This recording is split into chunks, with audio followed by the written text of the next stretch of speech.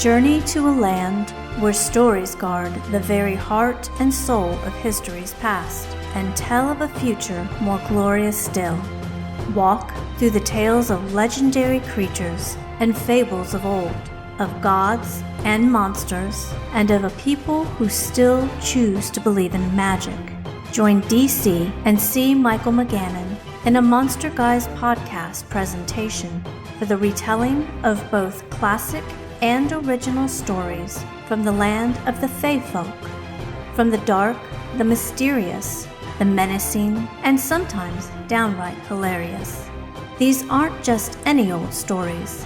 These are fairy tales.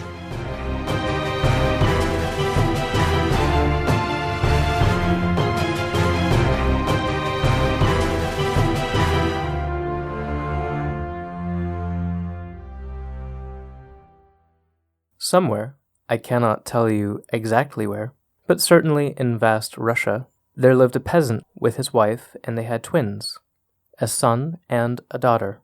One day the wife died, and the husband mourned over her very sincerely for a very long time. 1 year passed, and 2 years, and even longer. But there is no order in a house without a woman, and a day came when the man thought, if I marry again, possibly it would turn out all right. And so he did, and had children by his second wife. The stepmother was envious of the stepson and daughter, and began to use them hardly. She scolded them without any reason, sent them away from the house as often as she wished, and gave them scarcely enough to eat. Finally, she wanted to get rid of them altogether. Do you know what it means to allow a wicked thought to enter one's heart? The wicked thought grows all the time like a poisonous plant, and slowly kills the good thoughts. A wicked feeling was growing in the stepmother's heart, and she determined to send the children to the witch, thinking sure enough that they would never return. Dear children, she said to the orphans, go to my grandmother who lives in the forest in a hut on hen's feet. You will do everything she wants you to, and she will give you sweet things to eat, and you will be happy. The orphans started out, but instead of going to the witch, the sister, a bright little girl, took her brother by the hand, and ran to their own old grandmother, and told her all about their going to the forest. Oh, my poor darlings, said the poor grandmother, pitying the children. My heart aches for you, but it is not in my power to help you. You have to go not to a loving grandmother, but to a wicked witch. Now listen to me, my darlings, she continued. I will give you a hint. Be kind and good to everyone. Do not speak ill words to anyone. Do not despise helping the weakest, and always hope that for you, too, there will be the needed help. The good old grandmother gave the children some delicious, fresh milk to drink, and to each a big slice of ham. She also gave them some cookies. There are cookies everywhere. And when the children departed, she stood looking after them a long time. The obedient children arrived at the forest, and oh wonder! There stood a hut, and what a curious one! It stood on tiny hen's feet, and at the top was a rooster's head. With their shrill, childish voices, they called out loud, Izboshka, Izboshka, turn thy back to the forest, and thy front to us. The hut did as they commanded. The 2 orphans looked inside, and saw the witch resting there, her head near the threshold, 1 foot in one corner, the other foot in another corner, and her knees quite close to the ridgepole. Foo! Foo! Foo! Exclaimed the witch. I feel the Russian spirit. The children were afraid and stood close, very close together. But in spite of their fear, they said very politely, Ho, grandmother, our stepmother sent us to thee to serve thee. All right, I am not opposed to keeping you, children. If you satisfy all my wishes, I shall reward you.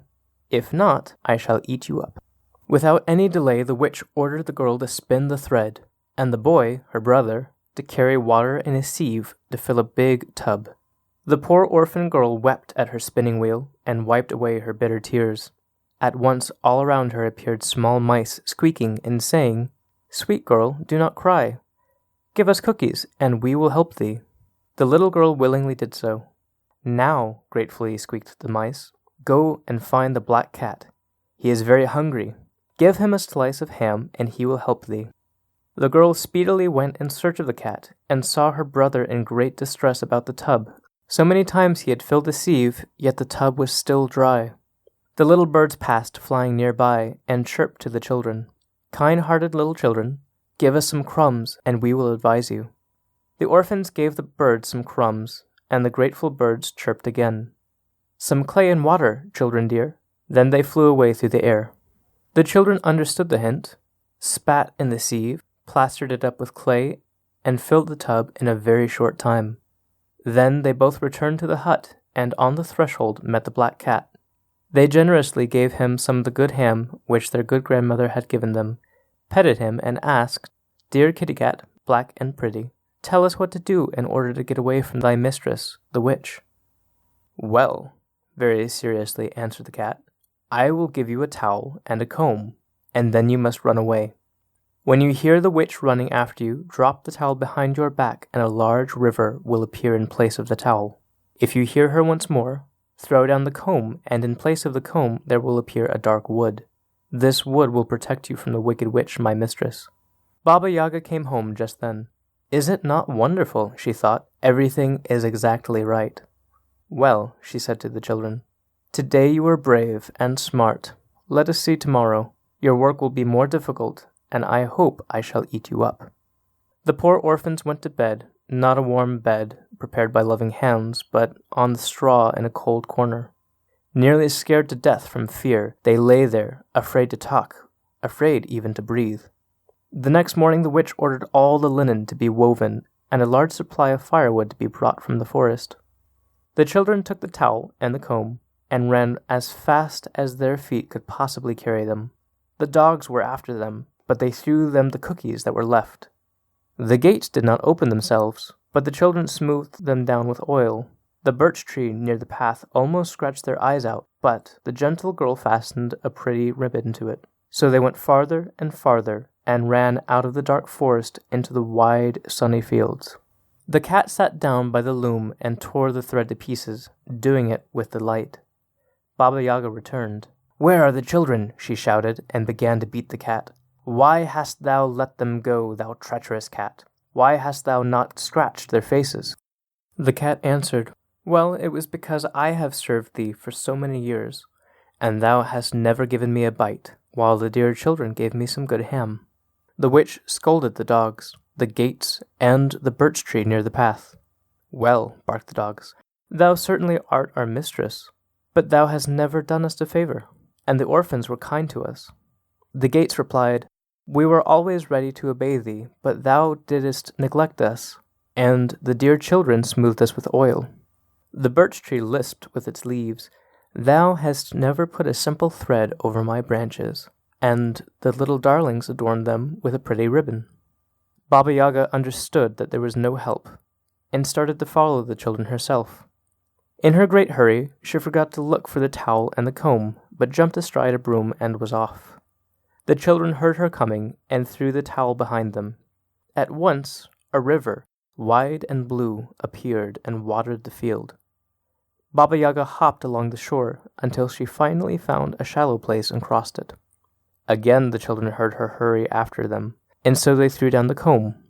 This time a forest appeared, a dark and dusky forest, in which the roots were interwoven, the branches matted together, and the treetops touching each other. The witch tried very hard to pass through, but in vain, and so very, very angry, she returned home. The orphans rushed to their father, told him all about their great distress, and thus concluded their pitiful story. "Ah, father dear, why dost thou love us less than our brothers and sisters?" The father was touched and became angry. He sent the wicked stepmother away and lived a new life with his good children. From that time he watched over their happiness and never neglected them any more. How do I know this story is true? Why, one was there who told me about it.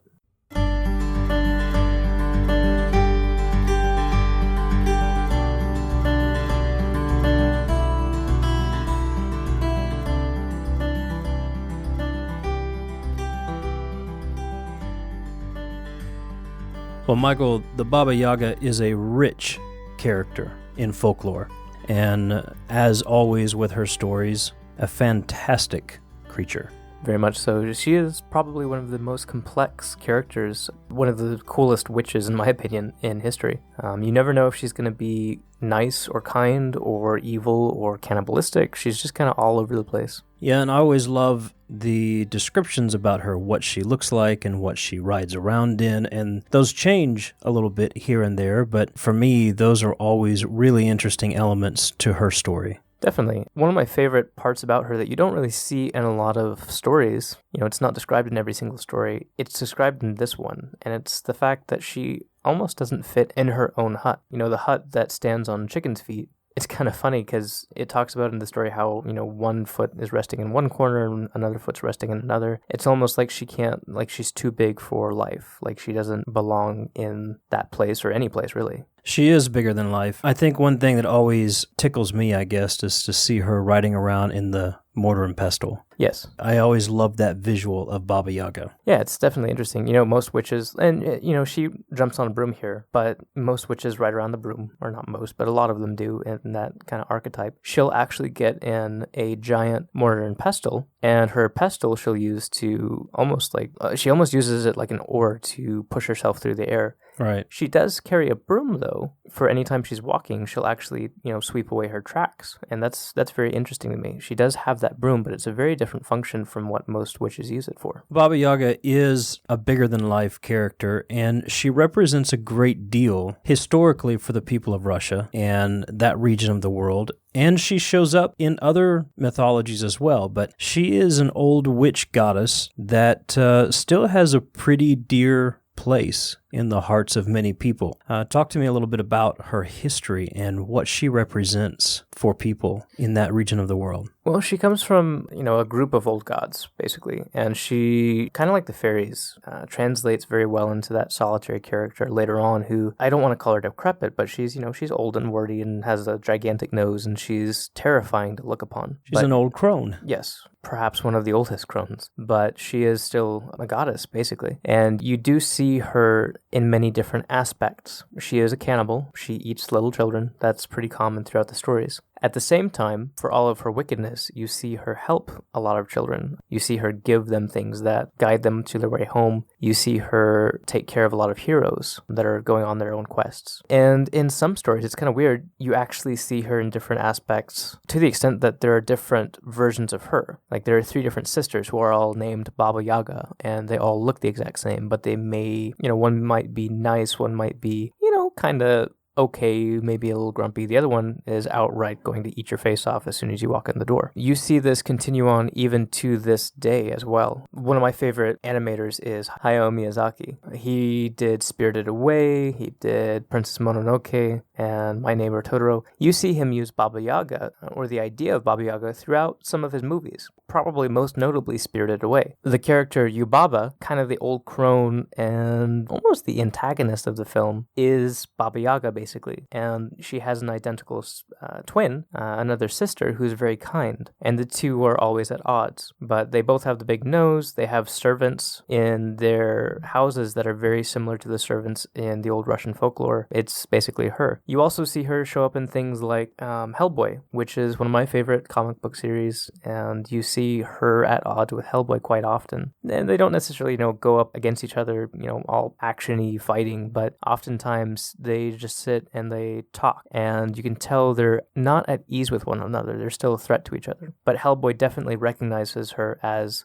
the grandmother of Russia, basically. And you see that aspect as well. She is considered a grandmother to the land itself. I like how you made up a new word there just a moment ago, all actiony. Well, I was thinking like action figures. I like the word actiony. I'm going to have to use that more often.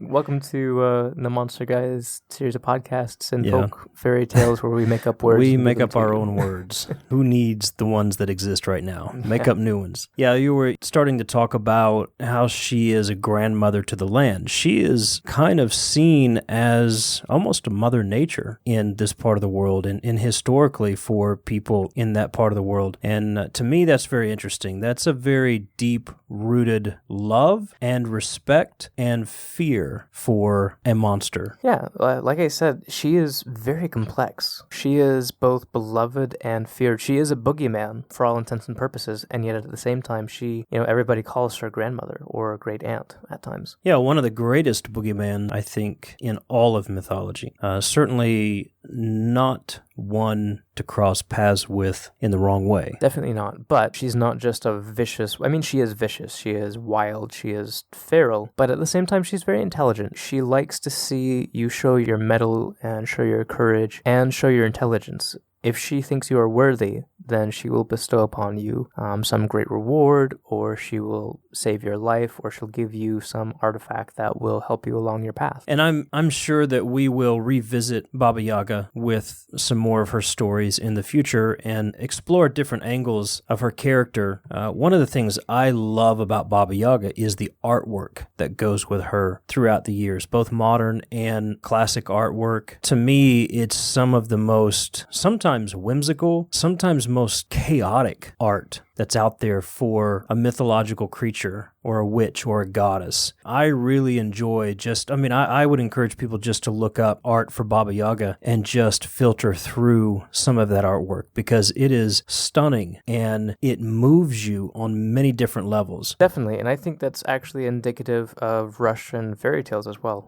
Always very dynamic. Very dynamic. I've always loved them. Just like, the story of the Horned Women that we did not too long ago. The witches speak to the door, they speak to the cakes in the house. In Russian fairy tales, it's very common for, animals and trees and, like we saw in this story, gates, everyday objects to speak back to the protagonists or speak to Baba Yaga. Yeah, that's one of the things I was going to bring up was from the Horned Women to this one as well, how a lot of inanimate objects in most worlds are animate, speaking and interacting, and it's very common and just understood that these things are going to interact with the other characters, whether they be human or monster. Yes, it's very whimsical and at the same time a little scary at times because, the birch tree even was going to scratch their eyes out until they showed it kindness. And it makes me feel better about myself that when I speak to trees or when I speak to mailboxes or doors, I don't feel so bad now because knowing that there's a great history of people who accept that and realize that that is a common thing. I just, I want to say good luck to you with that one. Because sometimes people look at me strangely if I'm in a store and in a public place and I just start speaking to the shopping basket. But sometimes it speaks back to me, and now I feel better about myself. So thank you, Baba Yaga, for would you say that helping me out with that. Would you say that shopping baskets have a tendency to act as that squeaky wheel? Oh dear, here we go with the puns. Baba Yaga, ladies and gentlemen, one of the most chaotic and visceral and dynamic and exciting characters in mythology and folklore. You never know which way she's going to turn. It brings all the more excitement to her character. And again, we will revisit Baba Yaga in the future with more stories and more discussion because there's so much about her. And I would encourage you to go look up some artwork and enjoy some of the artwork surrounding Baba Yaga. As always, you can find us at themonsterguys.com. You can look us up on Facebook, Twitter, and Instagram. Just look up The Monster Guys. If you don't mind, you're enjoying these podcasts, whether it's our Yokai podcast, the Monster Guys podcast, or our Faerie Tales podcast, drop by iTunes or wherever you get your podcasts and leave us a positive review. Give us some stars. We'd really appreciate it, and it would help us out along the way. Until next time, I think actually in our next Monster Guys episode, because we're on a series of witches right now in our main podcast, we will be dealing some with witches from Russia and probably touch a little bit on Baba Yaga historically for a brief moment in that discussion. Yeah, she'll become very relevant. We'll talk about some of the historical cases of people who are accused of being witches, like real life people being accused. Right. But I think that in order to understand that context, we have to go back and look at what people thought of witches before that all happened. So I think she becomes important at that point. So look forward to that coming up in just a few days. If you haven't already, take a chance to go back and listen to some of our other Another Story podcast and our Witches a Primer conversation that we just posted this past Monday. We'd love to hear from you, and thank you so much for those of you who are chiming in already. We look forward to hanging out with you and chatting with you more about witches and folklore and mythology. Until the next time, have a great night. Have a good one.